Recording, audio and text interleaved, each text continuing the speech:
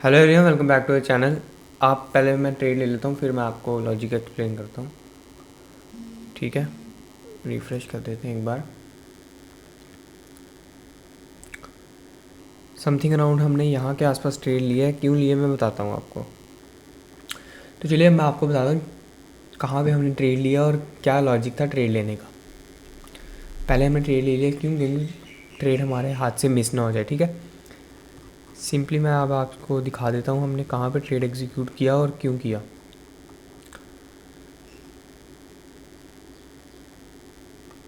Bank Nifty अगर हम लोग 15 टाइम फ्रेम में देखें, समथिंग अराउंड 49,400 के आसपास एक स्विंग है। ये इमीडिएटली स्विंग के आसपास जा रहा है ब्रेक करने के लिए। तो चांसेस आर वेरी हाई। जब निफ्टी का मैं दिखाता हूँ आपको, निफ्टी का स्विंग देख रहे हो आप। कल क्या हुआ था, कल मार्केट पूरा यहाँ पे साइडवेज गया था, यहाँ पे रेंज बनाया था। यहाँ पे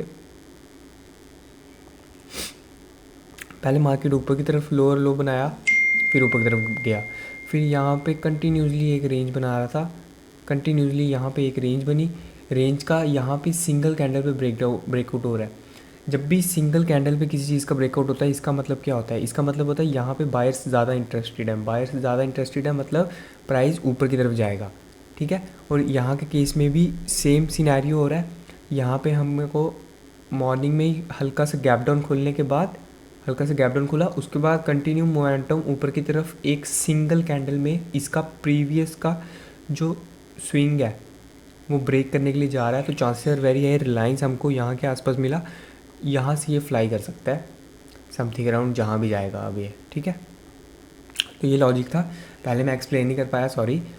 क्यों, क्योंकि हमको एंट्री मिस हो रही थी इसलिए। तो अब आपको आई होप समझ आ गया होगा कि हमने क्यों रिलायंस को लिया जल्दी से जल्दी।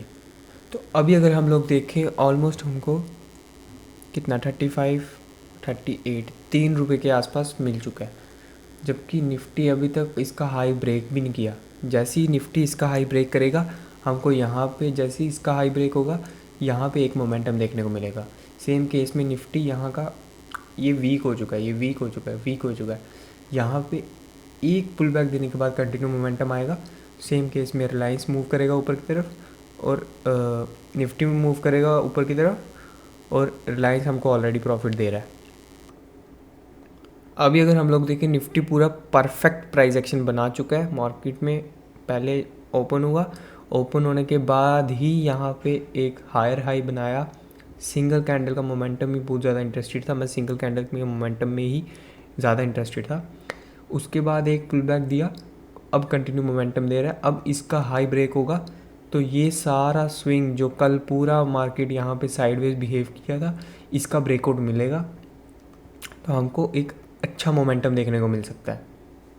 ठीक है, और जितने लोगों ने कल साइडवेज मार्केट में पैसा गवाया ना, आज का मार्केट वो ट्रेड नहीं कर पाएंगे। क्यों, क्योंकि उनका जो अकाउंट है जितना भी, वो सारा डिस्ट्रॉय कर चुके होंगे एक साइडवेज मार्केट में। वो ऊपर की तरफ अंधाधुन कॉल बाय करते हैं, नीचे की तरफ अंधाधुन पुट बाय करते हैं।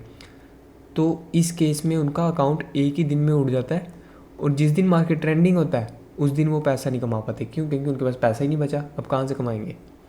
तो मेक श्योर आप अपने स्टॉप लॉस और अपने मनी मैनेजमेंट को फॉलो करना, तभी आप अच्छे से मैनेज कर पाओगे हर चीज़।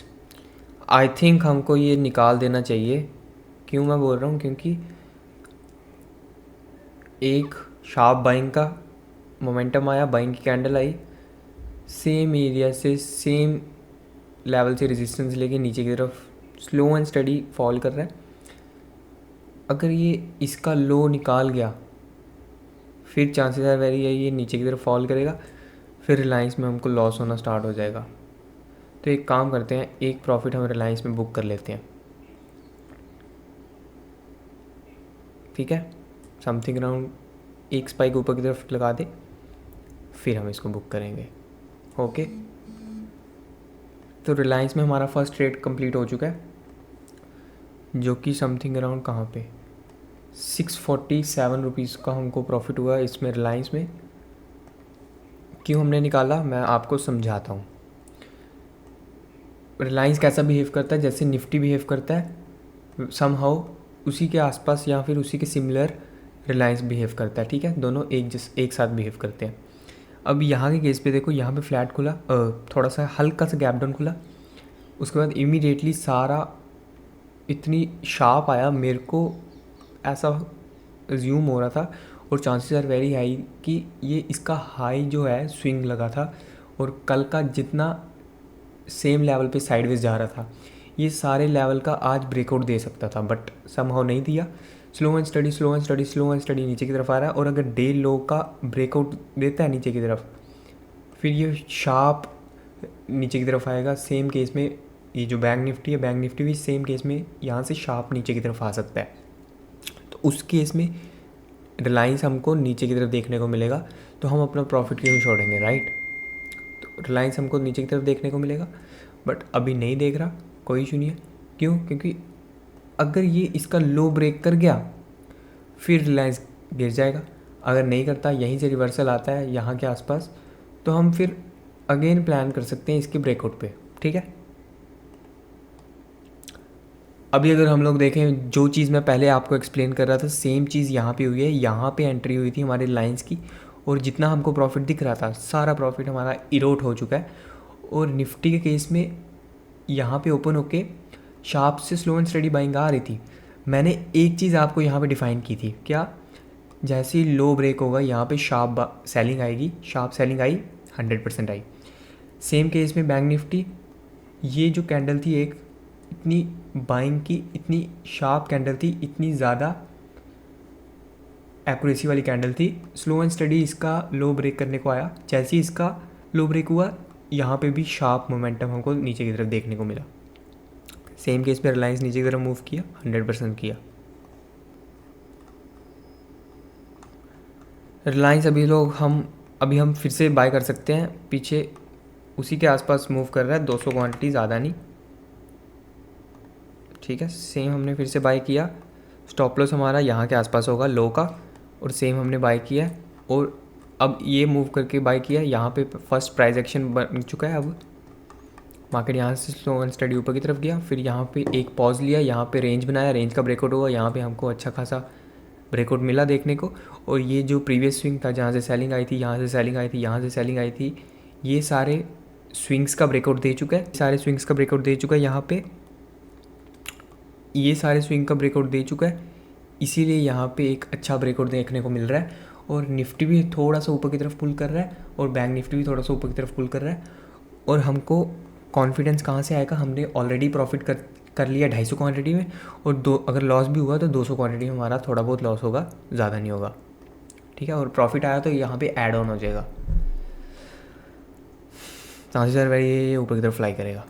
रिलायंस अभी डिसाइड कर रहा है कि इधर इसको ऊपर की तरफ जाना है या फिर नीचे की तरफ जाना है। इस एरिया के आसपास ये डिसाइड करेगा। अगर इसका लो ब्रेक होता है फिर ये नेगेटिव बन जाएगा, फिर हम इसको यहाँ पे निकाल देंगे। अगर यहाँ पे थोड़ी देर मूव करने के बाद या फिर साइडवेज बिहेव करने के बाद ऊपर की तरफ जा रहा है, फिर ये पॉजिटिव हो जाएगा, फिर ये ऊपर की तरफ ट्रेंड मिलेगा हमको। ग्रेट। 537 यहाँ पे हमारा थोड़ा सा प्रॉफिट गया है, ये फ्लाई कर गया। रिलायंस अब अच्छा मूव कर रहा है, रेंज बनाया, ऊपर की तरफ गया, सेम जहाँ पे पहले हल्का सा रेजिस्टेंस लिया था सेम एरिया के आसपास सपोर्ट लिया, अब कंटिन्यू मोमेंटम दे रहा है। तो रिलायंस अगर हम लोग देखें, यहाँ पे हमारा स्टॉप लॉस हिट हो गया यहाँ के आसपास, तो हमको इसको निकालना पड़ेगा। स्टॉप लॉस हिट हो गया यहाँ पे, हम इसको निकाल देंगे। अब हल्का सा ऊपर की तरफ एक स्पाइक लगा दे, हम निकाल देंगे।